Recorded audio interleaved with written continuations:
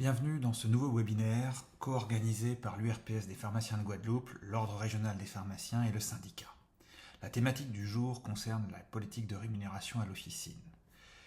À partir d'un état des lieux sur les pratiques et les enjeux d'avenir pour le territoire, nous allons essayer de pousser un certain nombre de pistes d'évolution pour les pharmacies.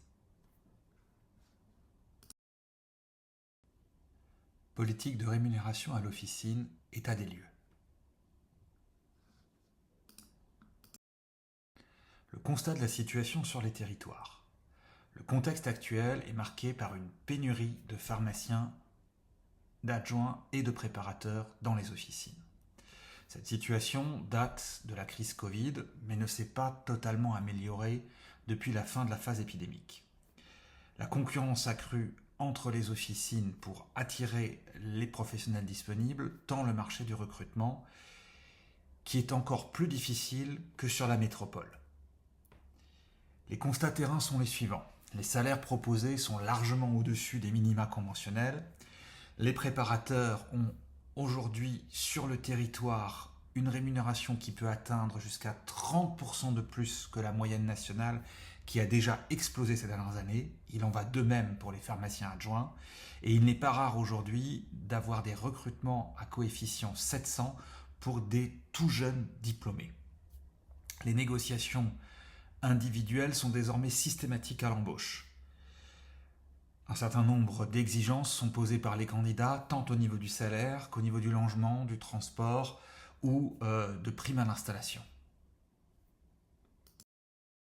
Les conséquences de cette situation sont nombreuses. Tout d'abord, on assiste à une inflation des salaires sans aucune forme ni d'harmonisation sectorielle ni régionale. Cela crée un déséquilibre clair entre les officines. Les plus petites structures et les jeunes pharmaciens titulaires installés peinent à suivre le prix du marché. Et cela entraîne également au sein des officines des tensions internes, avec des écarts de traitement, notamment entre les anciens salariés et les nouveaux arrivants. Les enjeux pour le territoire sont les suivants. Tout d'abord, c'est une problématique d'attirer et de fidéliser des collaborateurs sans déstabiliser complètement l'économie des officines.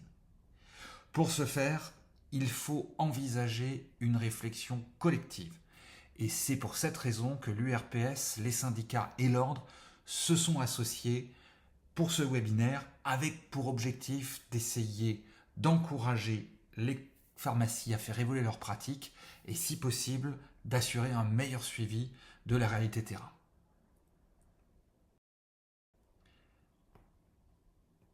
L'objectif consiste à préserver l'équilibre du marché officinal en Guadeloupe. Pour ce faire, il est essentiel qu'il y ait une réelle logique de confraternité entre les officines. Nous rappelons ici que c'est un principe fondamental de solidarité dans un territoire insulaire à maillage limité. Une course effrénée au niveau des salaires fragilisera forcément les officines déjà en difficulté et viendra poser souci pour certaines communes qui peut-être verront disparaître ainsi leur officine. On rappelle aussi qu'il est totalement interdit d'effectuer des démarches agressives de recrutement, telles que du débauchage. Et il est fondamental de favoriser systématiquement dans l'approche un dialogue interprofessionnel. Et c'est pour ça que sur ces questions du recrutement et ces questions des salaires, à la fois les groupements, les syndicats, l'ordre et l'URPS s'engagent à développer le dialogue pour préserver un climat de confiance au niveau du territoire. C'est un engagement éthique et déontologique qu'il faut désormais adopter, avec le refus d'une logique d'enchère à la hausse systématique des salaires qui entraîne une logique concurrentielle et dévastatrice. C'est une responsabilité partagée qui incombe à la fois aux titulaires mais aussi aux salariés, avec l'objectif premier de préserver une logique d'équité dans les rémunérations. Bien sûr, certains collaborateurs ou futurs collaborateurs pourraient être attirés par la possibilité de décrocher une rémunération supérieure à ce qui existait il y a quelques années. Mais il faut bien comprendre que ce type de comportement ne pourra pas s'inscrire dans une politique salariale durable, cohérente, avec les missions de santé publique et l'intérêt collectif des officines.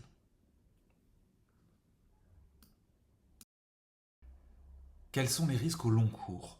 La dérive actuelle risque en réalité de créer une dette à terme. Les salaires très élevés que l'on observe dès le début de carrière se font au détriment d'évolutions ultérieures, qui sont en réalité liées à l'incapacité financière des officines de revaloriser par la suite les salaires. Tout cela entraîne l'absence de perspective d'évolution pour les salariés et donc une baisse de motivation. Mais cela provoque aussi à terme, du fait des incapacités financières, une difficulté pour investir dans des nouveaux recrutements et conserver un effectif suffisant pour réaliser les missions et les services sur lesquels l'officine est en train de s'engager actuellement. Or, la logique voudrait que les officines suivent la convention collective pour fixer les rémunérations, car celle-ci est le fruit des négociations entre les représentants du patronat et les salariés pour définir la juste rémunération des collaborateurs. Avant d'aller plus loin sur les alternatives pour faire évoluer les modalités de rémunération sur l'île, nous allons faire un petit détour par cette fameuse convention collective et parler des futures évolutions qui la concernent. Politique de rémunération à l'officine, grille de rémunération. Les coefficients de rémunération. Les coefficients de rémunération déterminent le salaire de base des salariés, selon leur qualification, expérience et ancienneté. Ils sont définis par la convention collective de la pharmacie d'officine pour chaque poste, préparateur, pharmacien, etc. Est associé un coefficient qui fixe le niveau minimum de salaire. Ces coefficients peuvent être réévalués avec le temps, selon l'évolution de la carrière ou les responsabilités du salarié.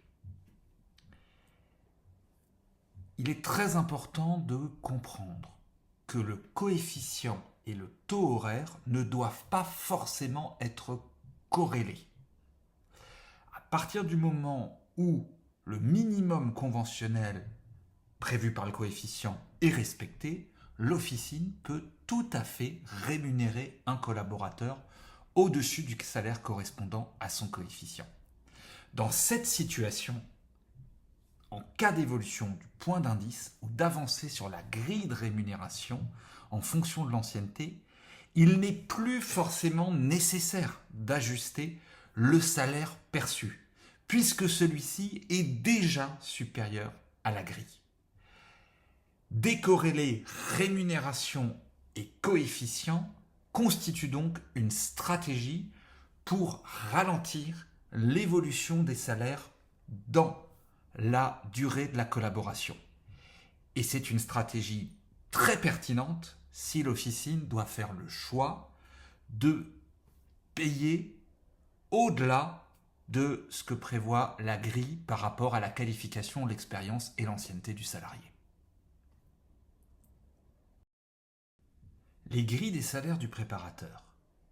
Si l'on regarde la grille, on comprend que à chaque coefficient correspond une rémunération qui, évidemment, évolue à la hausse en fonction du niveau des coefficients.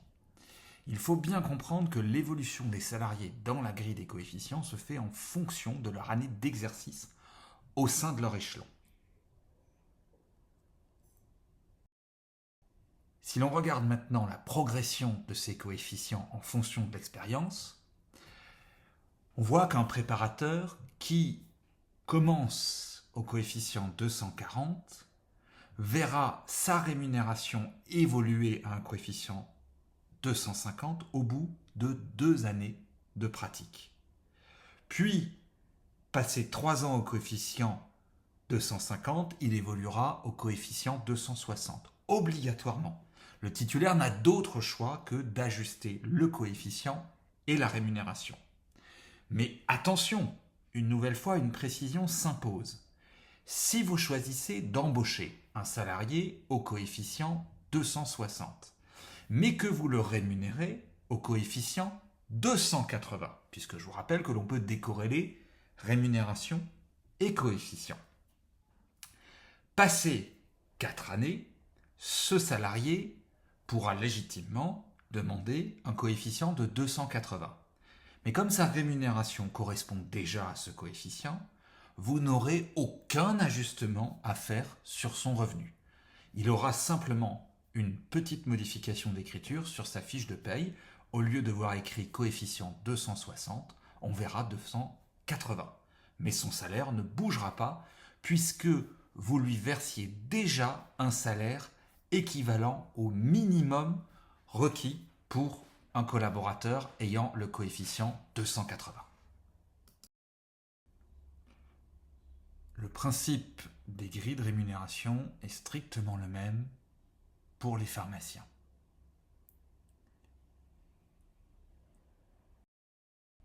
Ils suivent également une progression en fonction de leur expérience, bien que celle-ci soit moins graduelle et présente moins de nécessité dans les coefficients les plus élevés.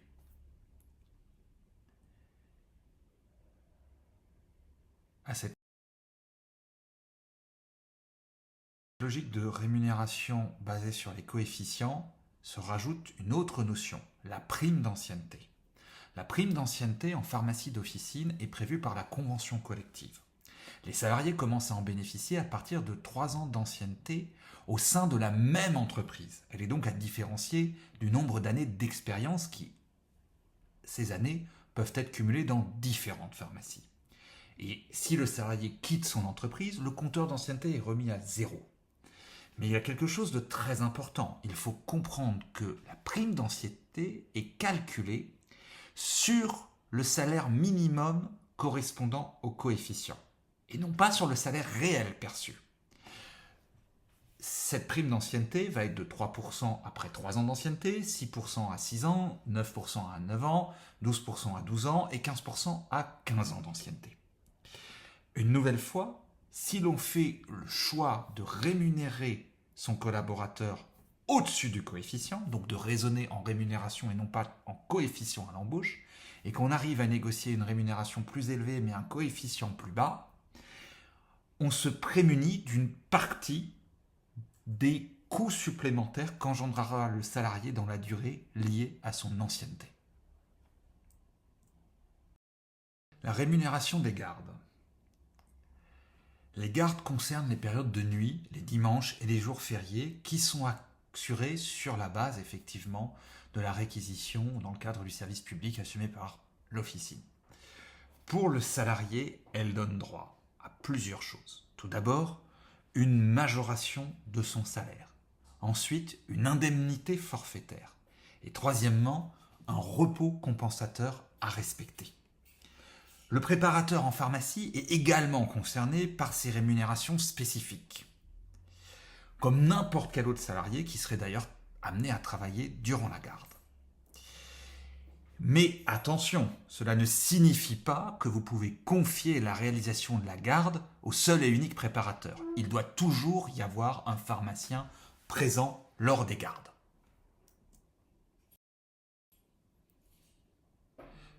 La rémunération des gardes en détail. Vous avez sous les yeux le tableau des 3 grandes situations de garde qui existent pour l'officine. Vous trouverez sur le site URPS ce tableau pour pouvoir le reconsulter dans le détail. Il faut retenir qu'il faut distinguer la garde à volet ouvert, la garde à volet fermé et les astreintes à domicile. Pour chacune, les modalités de calcul de la rémunération sont différentes. Dans certains cas de figure, l'intégralité du temps de travail est considérée. Dans d'autres cas de figure, il ne s'agit que du temps effectif d'exercice avec une autre formule pour le temps d'astreinte. Les rémunérations vont varier en fonction du fait que la garde va se faire en journée, en nuit, sur un jour férié. avec une particularité pour tous les schémas concernant le 1er mai, où généralement, à la fois les indemnités et les repos compensatoires sont doublés.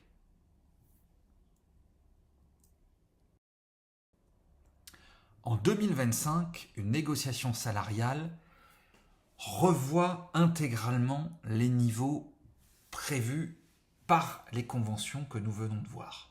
Elle sera publiée en fin d'année. Elle est issue de la réunion de la commission paritaire qui a lieu le 10 mars 2025 et qui avait justement pour objectif de réviser les minima conventionnels pour mieux coller à la réalité. Le constat qui a été fait en 2024, c'est qu'il y a un décrochage salarial. L'accord précédent, si l'on suit purement la grille, une nouvelle fois, attention, n'a pas compensé les hausses du SMIC et donc nécessite un rattrapage jusqu'au coefficient 230 pour les préparateurs. La FSPF a fait le choix de proposer une revalorisation de 1,1% du point qui est désormais porté à 5,215 € par heure. C'est un accord qui a été majoritaire puisque la plupart des syndicats représentant les salariés l'ont signé. L'application devrait se faire au plus tard avant la fin d'année, vraisemblablement à la rentrée de septembre ou octobre.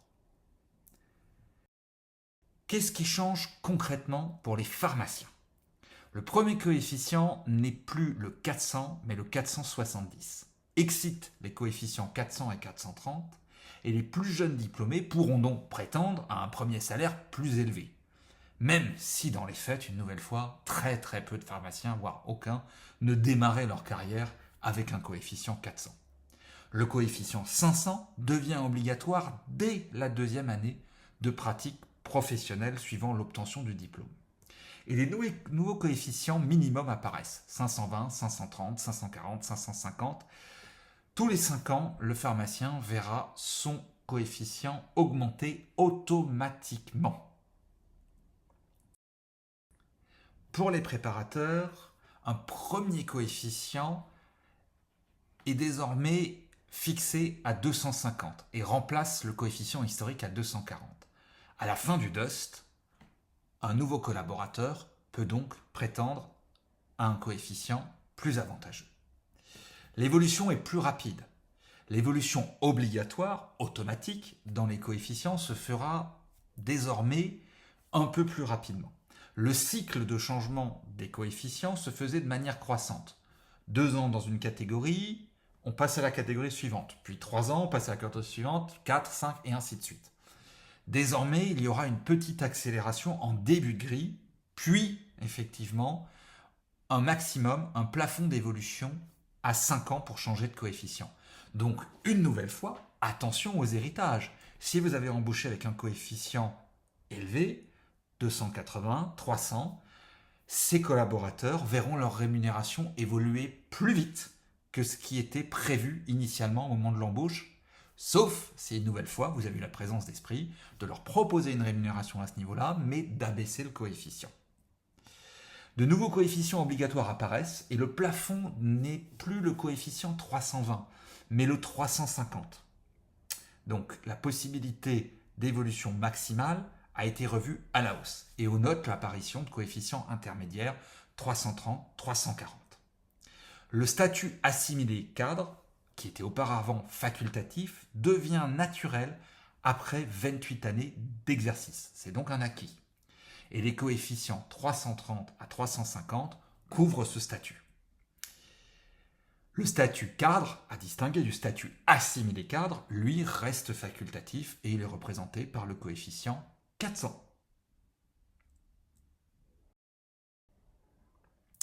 Politique de rémunération à l'officine, stratégie et alternative aux coefficients. Quelques éléments de réglementation relatifs aux rémunérations. La rémunération des collaborateurs en pharmacie peut faire l'objet de primes. Ces dernières ne constituent un usage que et uniquement que si elles sont exemptes de critères d'évaluation. C'est-à-dire qu'il n'y a pas d'objectifs, d'éléments de mesure, etc., etc. Ou, si elles ne sont pas contractuelles, c'est-à-dire pas présentes dans le contrat de travail et si elles sont fixes et généralisées. Mais même pour un usage, il est toujours possible d'envisager une dénonciation de celui-ci. Important, on peut tout à fait attribuer des primes discriminatoires, c'est-à-dire qui sont liées en fait à la qualité du travail du collaborateur, à la valeur ajoutée générée, etc., etc. Et qui ne seraient pas garanties dans le temps, donc ne correspondraient pas à un usage, à une condition, c'est que les critères soient définis au préalable. Il faut une information écrite. Il n'est pas du tout nécessaire d'intégrer ces modalités de gratification, par contre, dans le contrat de travail. C'est même l'inverse. Si on les intègre dans le contrat de travail, elles ne peuvent plus être supprimées, sauf accord préalable du salarié. Donc il est beaucoup plus judicieux de les laisser en dehors du contrat de travail. Attention, autre précision, on peut attribuer des primes discriminatoires qui sont liées à l'implication de chaque collaborateur au travail réel effectué, différentes d'une personne à l'autre, à condition de ne pas s'appuyer sur un dispositif de défiscalisation type prime de partage de la valeur ajoutée, prime Macron, etc., ou PE, et ainsi de suite.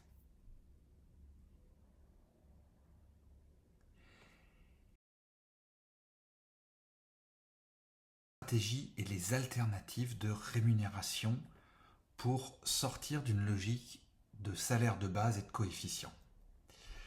L'idée n'est pas d'imposer aux officines une stricte application de la grille conventionnelle, mais plutôt de raisonner autrement que par le seul coefficient en le combinant avec des compléments individualisés et pertinents. Les avantages d'une telle démarche sont tout d'abord la réduction du sentiment d'injustice entre notamment les anciens collaborateurs et les nouveaux collaborateurs. La limitation de l'effet mécanique dont on parlait tout à l'heure, lié à la revalorisation automatique des salaires à partir de la grille en fonction de l'expérience et de l'ancienneté, et l'indexation possible des salaires tout simplement sur des éléments objectifs et positifs tels que la performance, l'implication ou la fidélité à l'entreprise. On peut également, dans ces stratégies alternatives de rémunération, bénéficier d'une certaine optimisation fiscale pour l'entreprise et ou pour le salarié.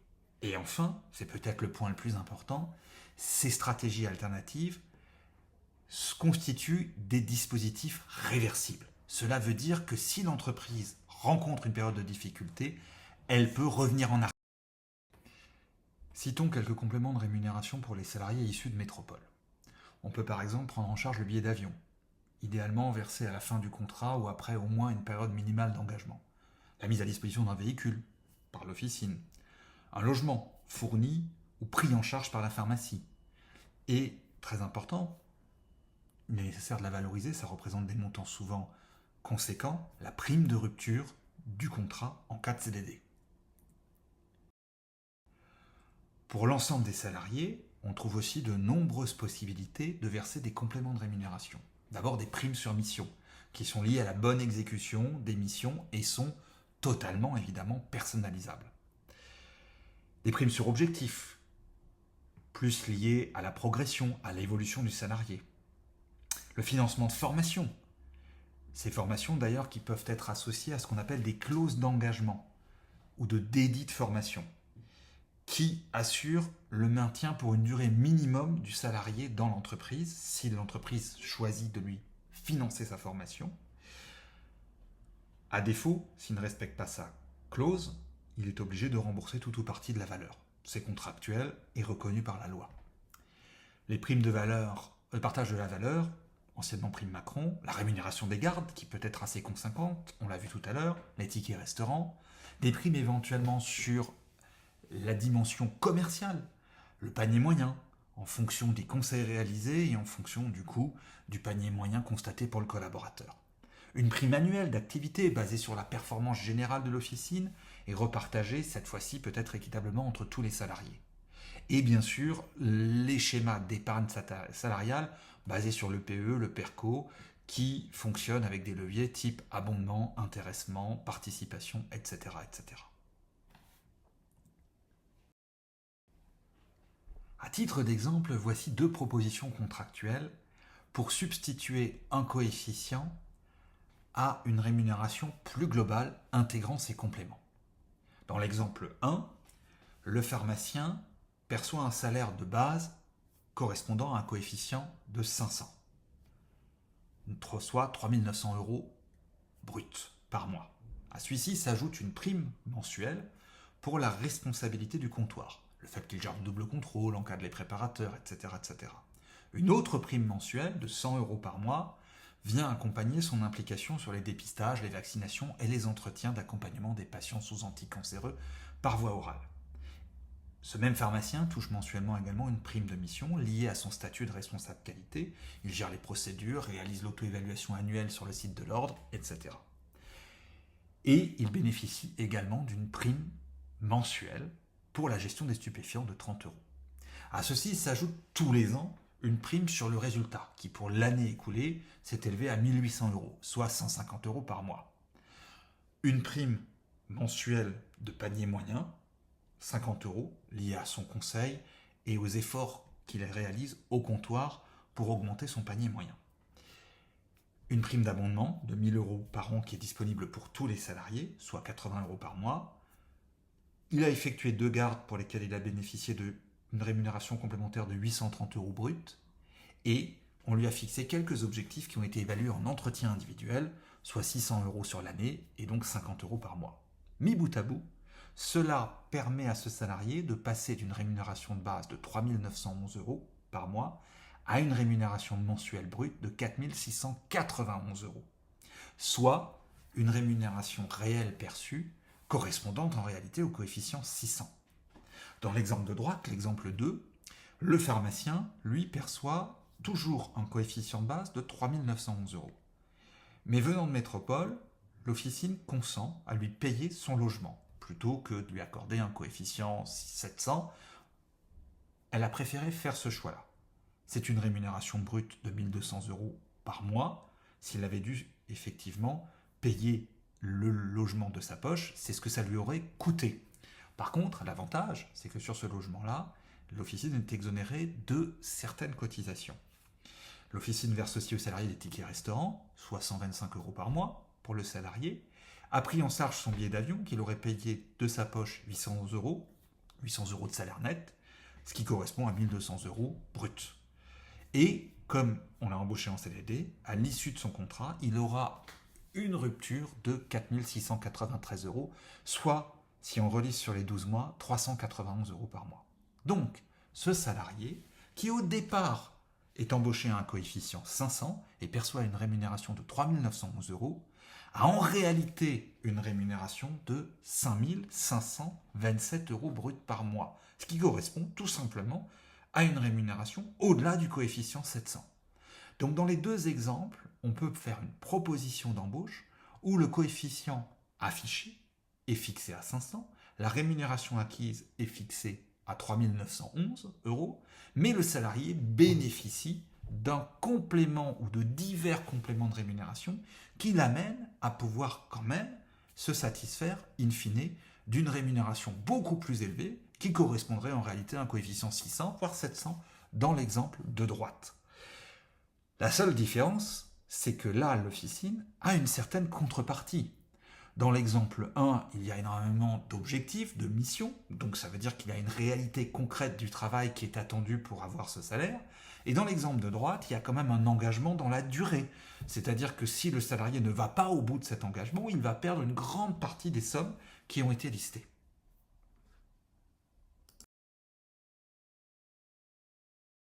La dernière stratégie consiste à faire le choix, lorsque nous n'avons aucune autre opportunité, d'aller vers un CDD, vers un CDI. Si l'officine peine à trouver un candidat qui accepte les conditions de rémunération proposées et qu'elle se retrouve dans l'obligation de devoir consentir à un coefficient largement décorrélé avec la réalité des grilles, il est alors préférable de contractualiser en CDD. Du fait de l'aspect transitoire de la démarche, en attendant de trouver un collaborateur qui accepte un CDI avec le coefficient plus adapté. D'accord ? L'idée, c'est de dire, bon, tant pis, je contractualise en CDD, mais par contre, je me donne l'opportunité de rechercher un autre salarié qui acceptera des conditions plus raisonnables en termes de coefficient dans le cadre d'un CDI en parallèle.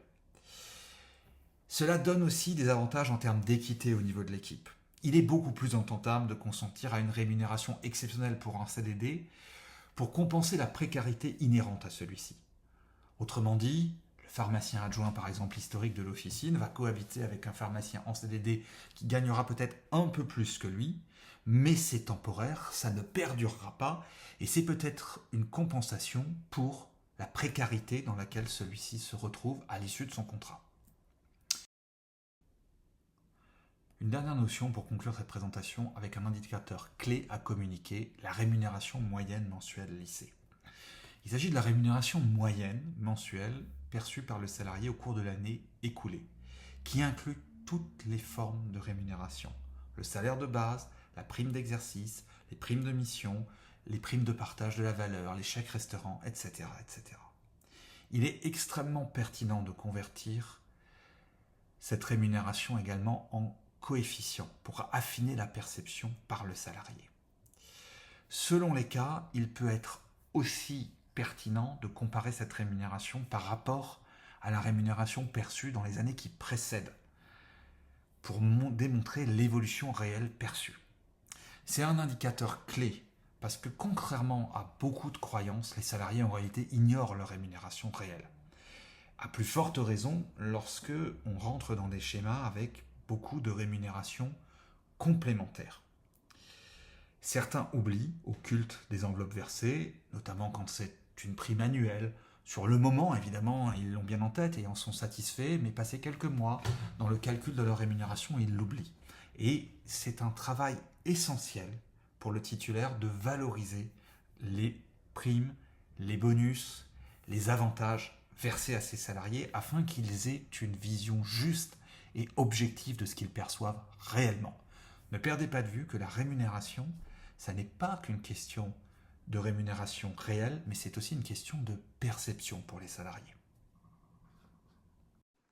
Merci de m'accueillir, surtout lors de votre réunion. Donc, je suis le docteur Domingue Mena Pascal et je suis donc médecin référent à l'ARS, entre autres pour la santé sexuelle.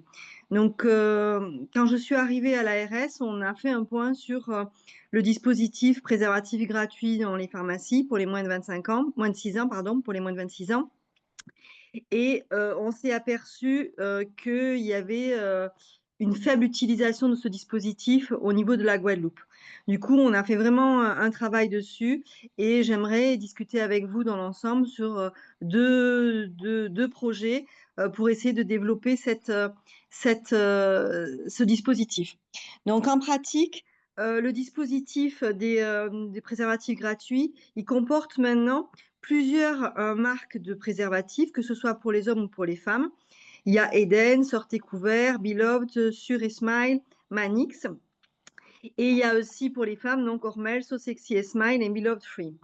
C'est vraiment important parce qu'au départ, quand ce dispositif a été mis en place, c'était très limité, les marques de préservatifs étaient très limitées.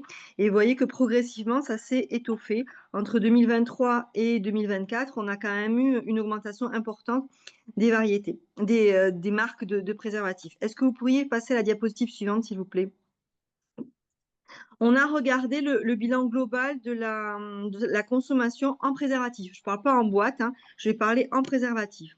On a regardé sur les données démographiques, la tranche d'âge qu'on vise par ce dispositif, c'est les 15-25 ans. En Guadeloupe, ça correspond à peu près à 46 000 personnes. En 2023, dans le cadre de ce dispositif, il y a seulement 8 556 préservatifs masculins qui ont été vendus. Et en 2024, on est monté péniblement à 9 219. Ce n'est pas des boîtes, je précise bien, ce sont des préservatifs. Donc, on voit que les préservatifs gratuits de ce dispositif, ce dispositif est très peu utilisé. Et pourquoi on sait que c'est peu utilisé et qu'il y a une marge de progression qui est importante? C'est parce que l'ARS, avec les associations, elle achète des préservatifs qui sont distribués dans le cadre des CGID, qui sont distribués dans le cadre des actions sur le terrain. Et on s'aperçoit qu'en 2024, on a commandé 66 400 préservatifs qui sont tous partis. Il n'y en a pas eu assez. Pour finir l'année, on s'est retrouvé, les associations se sont retrouvées en difficulté parce qu'elles n'avaient pas de préservatifs pour le carnaval. Et en 2025, on a dû monter la commande à 100 000 vaccins pour les hommes. Je ne vous parle pas des vaccins femmes parce que c'est tellement anecdotique les ventes et les achats que je vous parle que du masculin. Mais vous voyez qu'il y a une marge de manœuvre qui est importante parce que ces préservatifs gratuits, eh ben, en fait, le plus souvent, c'est des jeunes qui les récupèrent quand les associations font les actions. Et donc, le nombre de préservatifs qui pourraient être vendus dans le cadre de dispositifs gratuits en pharmacie, il pourrait considérablement augmenter. Il y a une marge de manœuvre qui est importante. On a par ailleurs ces derniers temps eu des retours comme quoi certaines personnes seraient allées dans une pharmacie où on leur aurait dit que non, il n'y avait pas de préservatif gratuit, il y avait pas ce dispositif n'existait pas ou ils n'avaient pas eux ce dispositif. Donc c'est vraiment important. On a d'un côté des chiffres clairs qui montrent que ce dispositif est sous-utilisé et de notre côté, on a une marge de manœuvre importante et des personnes donc, qui se retrouvent en difficulté parce qu'ils vont à la pharmacie et qu'on ne leur propose pas, qu'on leur dit que ça n'existe pas.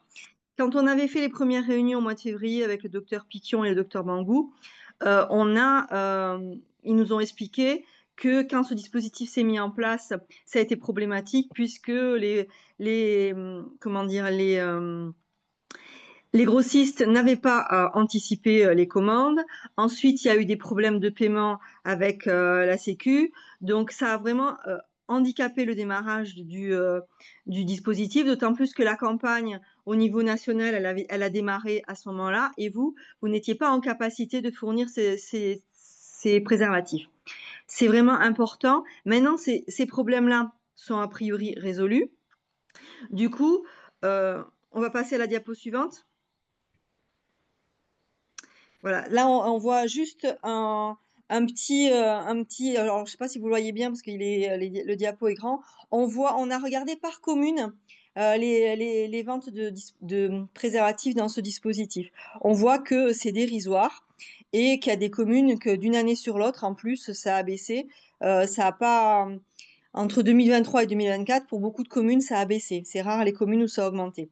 Donc, on voit vraiment qu'il y a une marge de manœuvre importante là-dessus, donc sur les ventes par commune et par pharmacie. On avait les ventes par pharmacie. Là, on ne le détaille pas, mais avec la Sécu, on a pu récupérer le nombre de ventes par pharmacie. Donc, on peut avoir ce détail-là. On peut passer à la diapo suivante. Donc, nous, ce qu'on aimerait, c'est deux choses.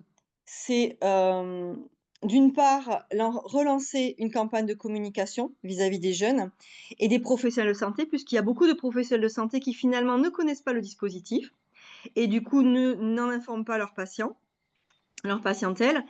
Et d'autre part, on souhaiterait, parce que dans les freins à l'utilisation de ce dispositif, un des freins, c'est le fait de devoir aller au comptoir demander la boîte de préservatifs puisqu'elle n'est pas dans les rayons. Nous, ce qu'on aimerait, c'est avec quelques pharmaciens volontaires, faire un projet pilote, pour essayer de mettre dans les rayons, à côté des autres préservatifs, ces préservatifs, et voir comment le mettre, comment les indiquer, comment faire. Ouais, comment informer le public que ces préservatifs font partie du dispositif de gratuité pour les moins de 26 ans et regarder si, au bout de 5-6 mois, regarder si les ventes augmentent. Ça, c'est vraiment important. Et on aimerait aussi travailler avec vous sur cette communication. Comment communiquer Nous, on aimerait bien communiquer parce que c'est les jeunes sur les réseaux sociaux. D'un côté, pour les jeunes sur les réseaux sociaux avec TikTok et des influenceurs. Et de l'autre côté, pour les professionnels de santé avec LinkedIn. Donc, du coup, on aimerait recruter parmi vous des pharmaciens volontaires pour travailler à la fois sur la campagne de communication, ses objectifs, son message, et deuxièmement, sur ce dispositif pilote, ce projet pilote de mise en rayon des préservatifs gratuits. Voilà, c'est le but de mon intervention. J'espère avoir été assez claire. Je suis prête à répondre à vos questions sur le sujet. Juste avant qu'on donne la parole aux collègues, juste quelques informations complémentaires quand même. Merci à vous, hein, docteur Domingue. C'est de dire que, alors, globalement, c'est quand même important d'avoir l'information. la consommation, en tout cas les ventes de préservatifs sur le territoire émanant des grossistes, euh, ont augmenté. Donc on vend plus de préservatifs ces derniers temps. Donc, quelque part, la prévention, elle a bien lieu. Alors, à savoir si elle est ciblée sur les jeunes, les très jeunes, les collégiens, les plus ou moins de 26 ans, je suis d'accord que c'est un sujet. Après, effectivement, quand on met ça en miroir avec ce qui se passe au niveau de ce dispositif qui est national depuis 2023, j'aurais aimé revenir brièvement sur l'historique où, effectivement, à un moment, il y avait un problème de disponibilité de l'offre qui a tardé à être mise en place. À un autre moment, il y a eu effectivement des ratés au niveau de la facturation avec la sécurité sociale.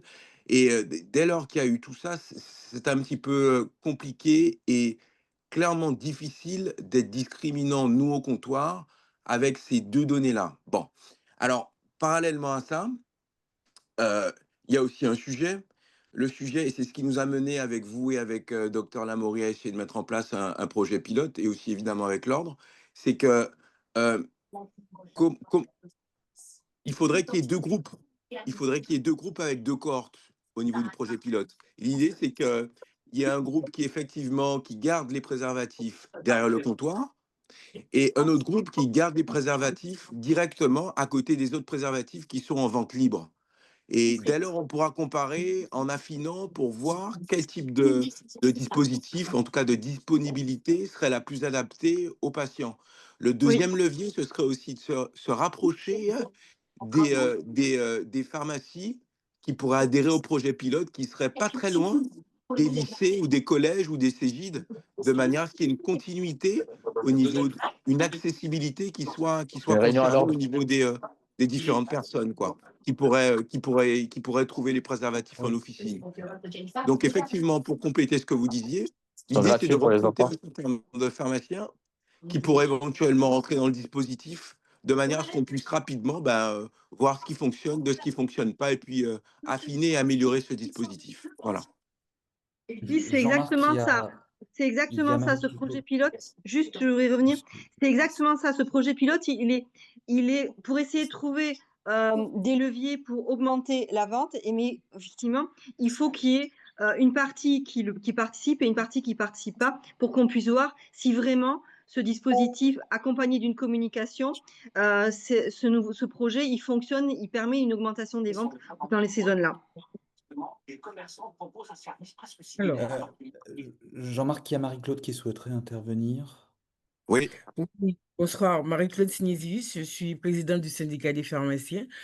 J'ai entendu que les pharmaciens, enfin, qu'il y avait des problèmes effectivement au niveau de la facturation. Le projet bon, a eu du mal à se mettre en place du fait que les grossistes n'avaient peut-être pas le stock. Bon, ces temps derniers, comme a dit Jean-Marc, on a eu une augmentation du fait que récemment, il y a eu une campagne sur la santé sexuelle menée par le département. Je ne sais pas si certaines pharmaciens l'ont fait, le relayer, mais c'était aussi l'occasion de le relayer pour les jeunes et le dire aux jeunes. C'est vrai qu'on a, au comptoir, peut-être aussi intégré les collaborateurs dans la pratique, parce que c'est des fois un peu compliqué de facturer. Dans la facturation, nous sommes tout à fait prêts à renvoyer les méthodes de facturation. Il n'y a pas besoin de demander ni carte vitale, ni nom, ni rien aux jeunes qui viennent au comptoir demander une boîte de préservatifs. Parce que ça aussi, c'est un frein. Il faut leur demander la carte vitale, leur nom. Il suffit de leur demander leur date de naissance et ça passe et on n'a pas besoin d'ordonnance non plus. Donc peut-être que les collaborateurs au comptoir, si le pharmacien n'est pas là, un jeune leur demande, ont du mal. Alors, vous avez parlé de mettre en libre service. La plupart, je ne sais pas pour les confrères, mais la plupart des pharmaciens ont des préservatifs derrière, puisqu'il y a quand même un fort taux de vol. Par contre, si nous mettons une communication dans nos officines et dire que les préservatifs pour les jeunes de moins de 26 ans sont gratuits, je pense que ça peut tout à fait ça peut aussi être acceptable. Et vous avez parlé de communication, une communication dans les écoles, dans les collèges et dans les lycées. euh, Ainsi, ça permet à pratiquement toutes les pharmacies sur le territoire de participer à ce projet pilote et évidemment qui feront remonter les ventes et surtout, pas que les ventes, c'est surtout dans la protection, dans la prévention des puisqu'on a bien, on sait très bien qu'il y a une augmentation des maladies, sexuellement transmissibles, notamment chez les jeunes. Juste, je voudrais répondre à votre proposition d'intervention et de promotion sur les préservatifs dans les collèges et les lycées. C'est pas possible en fait, hein. On a une opposition dans les collèges, dans les lycées, c'est déjà très compliqué. Alors, mais dans les collèges, c'est même pas la peine d'y penser. Il y a une opposition des parents globalement qui ne veulent pas voir la sexualité de leur enfant, ce qui est compréhensible. Et on est tous pareils, on est tous parents et on n'a pas envie de voir son enfant grandir. Et en plus, on a des, des chefs d'établissement qui n'ont pas envie, et ce que je comprends aussi, de se retrouver avec des parents qui sont pas contents parce qu'on vient faire la promotion des préservatifs et donc inciter leur enfant à avoir des relations sexuelles. Donc, la communication, elle ne pourra se faire que de manière générale dans les réseaux sociaux, parce que dans les réseaux sociaux, c'est ce que utilisent beaucoup les jeunes. Et en plus, financièrement, ça a un coût, sera un coût qui sera moindre. Mais moi, je reste persuadée que la demande au comptoir, que dans le cadre du projet pilote, on peut imaginer différentes situations, une mise en rayon, une mise au comptoir avec un affichage particulier, rien du tout comme avant, la même chose qu'avant, et voir, mais juste une communication au grand public qui se fait dans les réseaux sociaux, et voir en fonction des pharmacies qui participent, quelles sont celles qui voient une augmentation de leurs ventes. Et ça, c'est vraiment intéressant. Mais je pense qu'il faut créer un groupe avec quelques pharmaciens pour justement discuter de ce projet pilote et l'écrire clairement et ensuite le proposer à l'ensemble des pharmaciens, voir qui veut participer à ce projet pilote et dans quelle partie du projet pilote. Bon, Donc, docteur Domingue, oui. permettez-moi, juste pour compléter votre propos, juste de dire que est-ce qu'on pourrait pas établir un cahier des charges sur base du projet pilote en demandant quels sont les collègues avec un doodle qui seraient intéressés pour rentrer dans ce dispositif? Est-ce qu'on peut faire les choses avec ce phasage-là? Ah, on n'entend plus rien. Le micro est fermé. Ok, excusez-moi. Oui, tout à fait. Je peux tout à fait travailler avec des collègues et avec un ou deux pharmaciens sur le cahier des charges du projet pilote que vous diffuseriez ensuite à l'ensemble des pharmaciens pour qu'ils s'inscrivent dans le cadre de ce projet et qu'on puisse le démarrer. Oui, oui, il n'y a pas de problème pour faire ce Bon, type de travail. ok, ok, très bien. Parce que typiquement, hein, allez, on va pas non plus développer là le projet pilote en tant que tel, mais c'est de dire qu'il y a quand même une complexité avec la notion de facturation, parce que ceux qui ont entre 18, le venant qui vient, donc qui va à l'officine, qui a entre 18 et 26, doit soit présenter carte vitale, soit papier d'identité, soit attestation de droit. Après, on rentre. Pas Ah, forcément, je attends, pense. attends, attends, attends, juste je finis. Après, on rentre au niveau de la Sécu en IR. Mais voilà, par contre, le jeune qui a moins de 18 ans, et c'est là où la loi est très mal faite, puisqu'on en a parlé avec vous, docteur Domingue, et aussi avec docteur Lamorie, celui qui a moins de 18 ans, par contre, avec une attestation sur l'honneur verbale, à ce moment-là, on peut effectivement lui donner sans avoir aucun papier ou écrit ou bien même allégation de sa part. Donc, par contre, celui qui a plus de 26 ans, il faut qu'il y ait une prescription, un adressage au niveau d'un prescripteur. C'est pour ça que moi, je souhaiterais vraiment qu'au niveau de la communication, il y ait un élargissement du scope. Utiliser les réseaux, c'est très bien, mais aussi essayer vraiment de toucher en profondeur les prescripteurs, ce serait aussi encore mieux.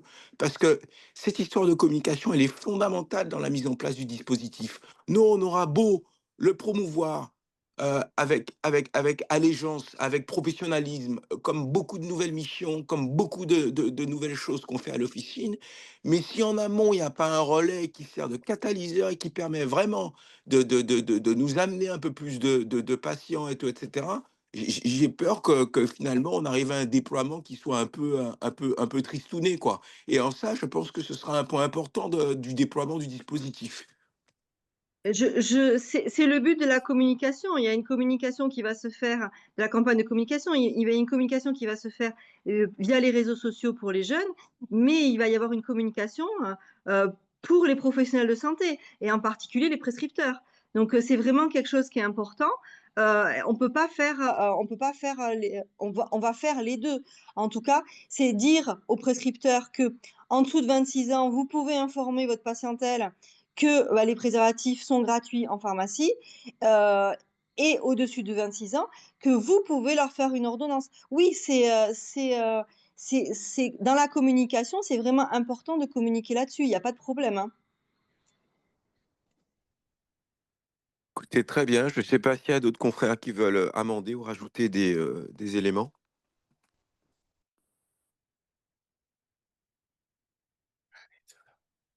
Du coup, s'il y a personne qui veut rajouter des éléments, du coup, ce que je vous propose, c'est de travailler sur le cahier des charges de ce projet, de vous le transférer, Monsieur Piquion, Docteur Piquion, à l'URPS, pour que vous regardiez.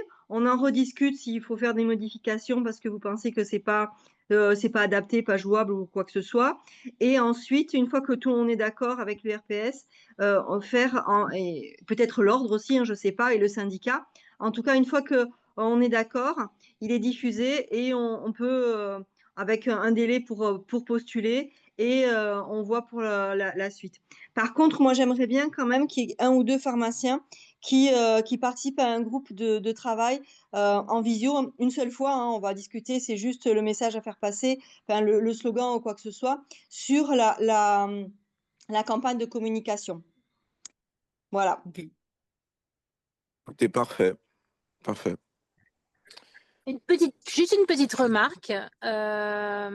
Moi, en tant que féministe, je trouve dommage que les préservatifs féminins ne soient pas aussi pris en charge déjà d'un pour que les jeunes filles prennent leur sexualité en main. Et c'est vraiment dommage parce que il y a des, Ouais, clairement. il y a encore des garçons qui refusent le préservatif et du coup, voilà, on Je se pense trouve que face à des situations particulières. Dites-moi. oui, je pense que le préservatif féminin mériterait une campagne pour lui tout seul, en fait, une campagne auprès des femmes sur l'intérêt du préservatif féminin. Ça fait très longtemps que je travaille dans la promotion de la santé, et quand les préservatifs féminins sont sortis, j'ai participé à une étude en Nouvelle-Calédonie sur, on a donné des préservatifs aux femmes et on leur a demandé leur avis par rapport à l'utilisation du préservatif. Et moi, quand j'ai vu les préservatifs, c'était il y a longtemps, hein, c'était il y a bien une vingtaine d'années, quand j'ai vu les préservatifs, je dis mais je trouverai aucune femme qui voudra les mettre. Et Ben, ben c'est j'en ai tout trouvé. pareil, Je hein. les ai trouvés sans problème. Je les ai trouvés sans problème. Et on leur a demandé ensuite de remplir un questionnaire et de leur dire qu'est-ce qu'elles avaient apprécié, qu'est-ce qu'elles n'avaient pas apprécié. Et ben globalement, toute cette étude, elle a montré que les femmes étaient très contentes d'utiliser le préservatif. Par contre, comme il est plus cher et qu'il faut apprendre à l'utiliser, et ben il y en a beaucoup qui peuvent pas y aller. Mais je suis d'accord avec vous. Euh, mais ça mérite, à mon avis, une campagne à part. Après, on peut aussi, dans le cadre de la communication sur le préservatif des moins de 26 ans, puisqu'il y a une partie avec des préservatifs féminins, faire une partie de communication sur ces préservatifs, hein, je suis d'accord avec vous, hein. Il n'y a pas de problème, hein. Merci.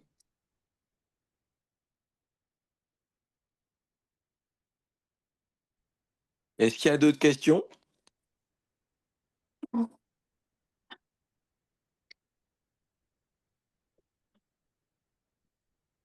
Bien, les collègues, je pense qu'on peut tout Éventuellement, doucement. si quelqu'un Oui, avait besoin de revenir sur le sujet précédent, parce qu'on n'a pas laissé de temps de questions, Jean-Marc, sur le sujet précédent, on peut aussi être disponible, hein, pour revenir sur le précédent sujet si certains ont besoin. oui, tout juste. Hmm. Après, Fred, on a prévu de laisser le replay disponible, hein, Oui, sur oui, les oui, différents oui. sites. C'est important aussi de donner cette précision, ouais. Moi, je vais vous laisser continuer votre réunion et je Merci. vous souhaite une bonne soirée et merci de votre accueil. Au revoir. Docteur Domingue, merci Merci beaucoup. pour votre Passez une bonne intervention. soirée. Merci Bonne beaucoup, soirée à vous docteur. aussi. Au revoir. Au revoir. Merci. Je pense qu'on peut tout doucement clôturer, Marie-Claude, Frédéric, Lionel. Oui, Jean-Marc et Frédéric, c'était juste, je profite de la présence, on va pas revenir parce que ça va être long de parler de la garde, mais juste une petite précision. Chaque week-end, nous avons des plaintes de garde où le pharmacien n'est pas là, où c'est pas affiché. Il y a des obligations pour la garde. le syndicat fait son maximum pour faire une harmonisation des tours de garde. Le week-end, on vous republie les gardes, on vous renvoie les gardes, affichez les gardes, pas uniquement le 32-37. Et quand on fait la garde elle commence à 1 heure et se termine, partir et dire que je reviens et que vous n'êtes pas rejoignable, on n'est pas obligé d'être dans sa pharmacie pour faire la garde, mais on doit être joignable et pouvoir se déplacer dans un temps minimal. On n'a plus, et de plus en plus on le voit, nous n'avons plus le même public. Les gens portent facilement plainte et quand ils portent plainte au niveau de la Guadeloupe, on arrive à les appeler, à trouver des compromis. Mais quand la plainte part en métropole, là, la garde, ça reste encore dans le monopole de la pharmacie et c'est l'unique chose qui est le monopole de la pharmacie. Donc, quand vous avez un souci de garde, il faut soit échanger la garde, si vous avez c'est prévisible, ou nous, on pouvait nous appeler, mais je vous demande de changer la garde dans votre secteur. Le secteur de l'aéroport n'est pas un secteur mis à disposition pour tout le monde. Le secteur et l'aéroport a été mis à part justement pour éviter qu'on ne surcharge l'aéroport. Les honoraires ont été revus. Si vous ne les avez pas, on va vous les renvoyer.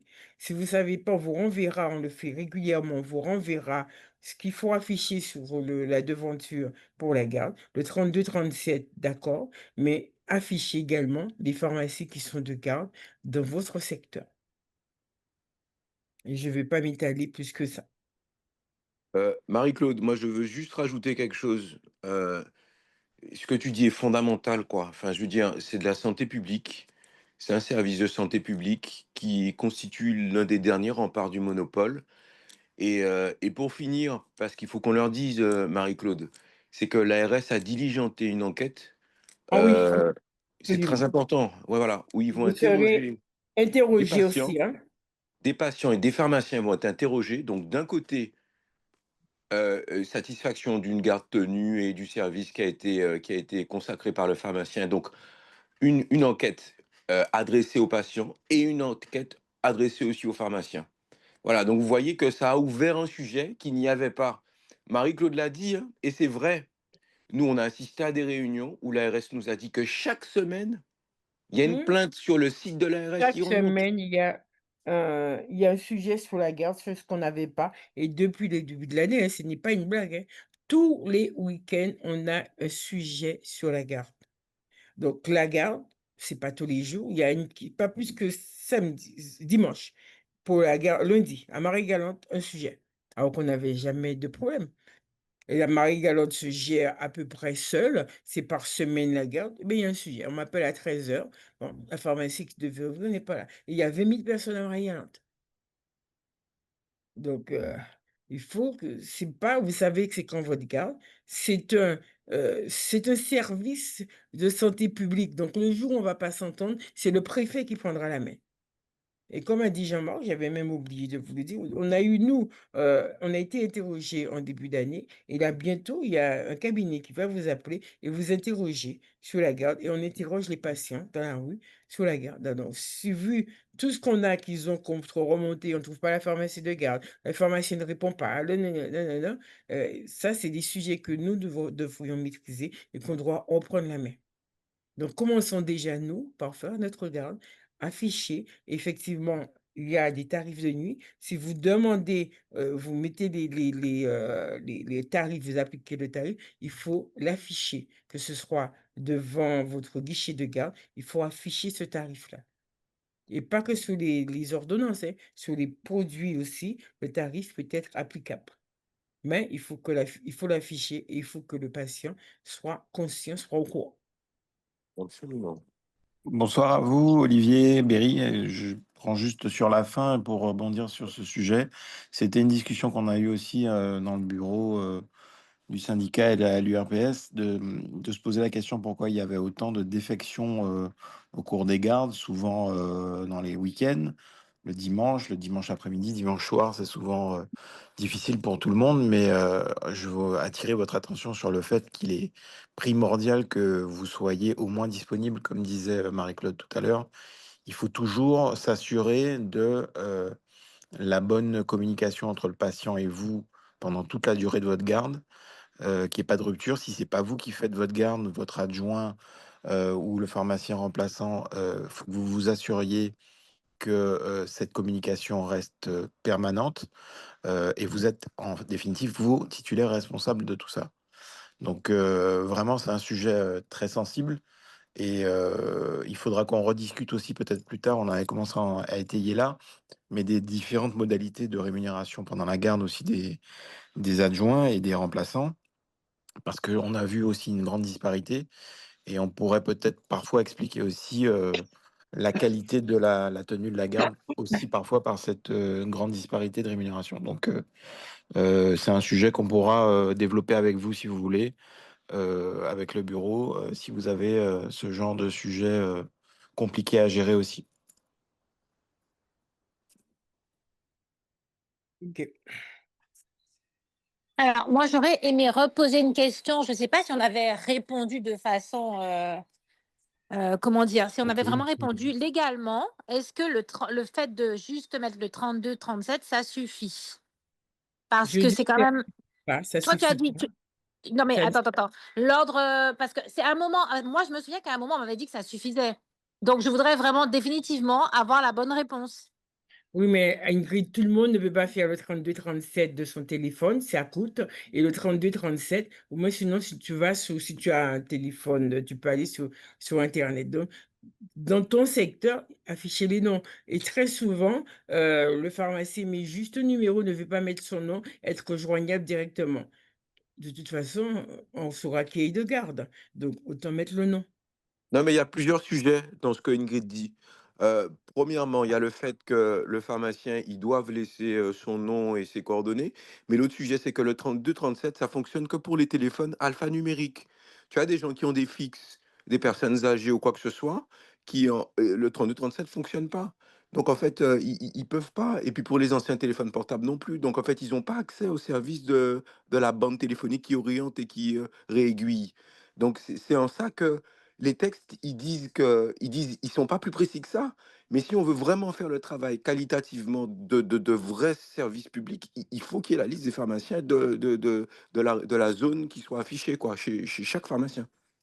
On peut éditer cette liste sur EasyGuard et cette liste est à éditer chaque semaine. Normalement, c'est tous les 3 jours, puisqu'il y a des échanges de garde. Donc, nous, on vous envoie la garde sur l'année. Certains confrères mettent la garde sur l'année. Non, parce il y a des changements. Il y a des changements régulièrement, il y a des changements de garde. Donc, la liste de EasyGuard, vous le prenez tous les 3 jours et vous affichez sur votre devanture. Il y a au moins, des fois, il peut avoir ne pas avoir le numéro du pharmacien, mais il y a le comment contacter. Et donc, vous rajoutez à la main la pharmacie qui est derrière. Dans votre secteur, L'idéal est de mettre les deux, quoi, mais si vous pouvez faire attention aussi aux zones police où les pharmaciens sont pas joignables directement, donc à respecter ça aussi. Pas forcément à mettre voilà, le quand nom c'est de pour la taper pharmacie pour les zone, zones police. zone Alors, je police. vais, je vais être chiante, hein, mais quand vous dites qu'on affiche à l'extérieur, donc s'il pleut, si c'est déchiré par quelqu'un, et si la personne qui vient devant ne voit pas qu'on a affiché, donc on est amendable. Mais non, on ne veut Tu as pas dire que tu l'obligation n'as d'avoir pas. un système qui est Tu as un pérenne, c'est ça le système, problème. voilà, Ah, bah d'accord. Ok. tu as un système normalement où tu mets tu mets la fiche et la fiche doit être protégée. Mhm.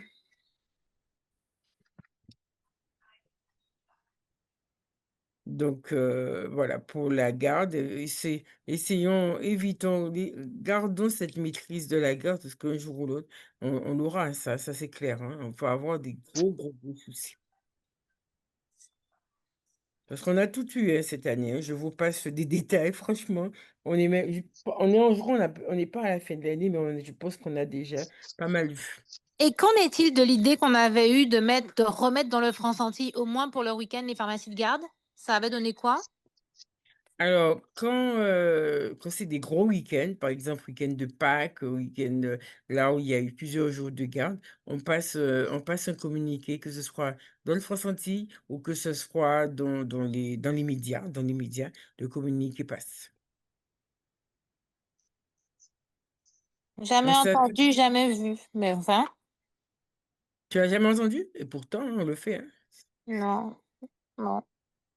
On le passe dans le France Antilles. N'oubliez pas que le France Antilles du week-end, ça passe dans le France Antilles du week-end. Ils mettent la pharmacie de garde, on envoie le communiqué, donc on le fera la prochaine fois et on va, vérifier, mais normalement c'est fait. Peut-être qu'il faudrait qu'on le refasse, tous les week-ends, mais bon, il y a très peu de gens maintenant qui achètent le France Antilles du week-end, hein. Et le système, on a parlé, on pense aussi, mettre en place un WhatsApp, garde. On est en train de réfléchir. On n'a pas encore sorti, on réfléchit à la meilleure formule, mais, soit un WhatsApp, soit sur les réseaux sociaux, comme ça le patient pourra avoir accès à la garde, savoir quelle pharmacie qui est de garde, tout le temps. Donc on cherche, nous aussi, de notre côté, des vraies solutions pour faciliter le public.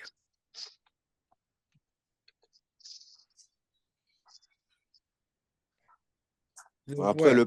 le plus simple, c'est de faire sa garde, hein. Je suis désolé, mais c'est tout. Et faire sa garde et pour nous, jour férié et jour chômé, c'est la même chose.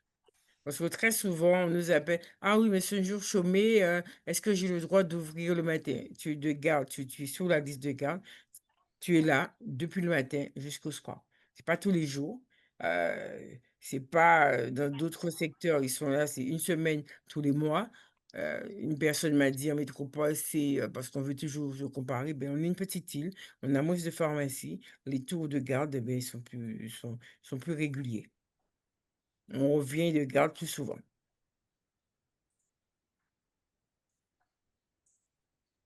Et on a beaucoup amélioré le système de rémunération de garde quand même, hein.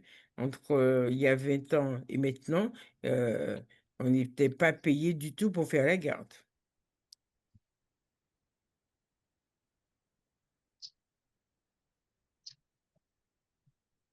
Donc Bien, voilà. on peut. Est-ce qu'il y a d'autres questions ou de toute façon, on va laisser les informations sur les différents groupes, les différents sites. On peut peut-être tout doucement clôturer. Voilà la conclusion, que chacun fait un tour de table s'il y a pas d'autres questions. Oui. En tous les cas, les sujets que nous avons abordés, y compris le sujet sur les préservatifs, hein, ça n'a pas l'air, mais c'est quand même un sujet très important. Sujet de la rémunération. Il n'est pas question de dire que maintenant on va faire, on va plus rémunérer à 700, 800, mais l'idée était d'attirer l'attention des confrères, de rémunérer des jeunes confrères qui viennent de sortir de la fac sur 700, 800. 800, vous voyez, dans la nouvelle qui est sortie, c'est quand on a un collaborateur qui est là depuis plus de 20 ans et très souvent, un coefficient 800, le pharmacien titulaire peut même pas se payer, ce coefficient. Donc l'idée est d'harmoniser cette rémunération et de faire en sorte que nous parlions un petit peu le même langage. Mhm. Lionel, tu voulais Voilà. rajouter quelque chose? Non, mais toujours pour l'idée des gardes, c'est de dire que ben, on se retrouve avec des difficultés de recrutement, même au niveau des pharmaciens inspecteurs.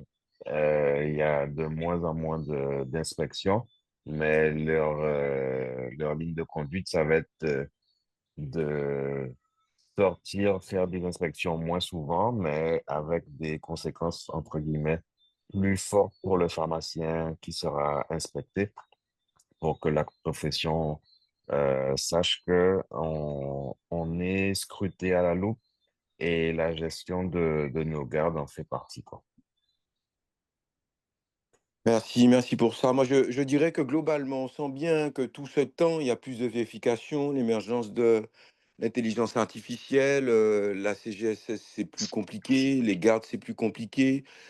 La rémunération, c'est un vrai sujet, voilà, la mise en place des dispositifs, des préservatifs, mais même des nouvelles missions, c'est pas anodin non plus. Donc moi, je pense qu'on a une chance aujourd'hui, particulièrement en Guadeloupe, d'avoir 3 instances qui sont soudées et on peut faire passer des messages. Moi, je le dis, on est disponible, mais à nous, parce que la balle est dans notre camp, de ne pas nous exposer à certaines problématiques. La problématique de la garde, ça devrait pas en être une. Donc voilà, donc c'est de vous dire, les collègues, les confrères, de ne pas hésiter, les consoeurs, à nous joindre s'il y a quoi que ce soit, et que je pense qu'on trouvera toujours des solutions si on est soudés. Voilà, voilà. Très bien, bah, je remercie tous les intervenants. Du coup, je vous donne rendez-vous avec l'URPS pour le mardi 24 juin pour un prochain webinaire sur la santé mentale et le rôle de l'officine en termes de prise en charge et de prévention. C'est Et important ça. je vous rappelle que vous pourrez retrouver éventuellement ce webinaire et des éléments de synthèse, comme d'habitude, sur le site de l'URPS et dans le groupe WhatsApp de l'URPS.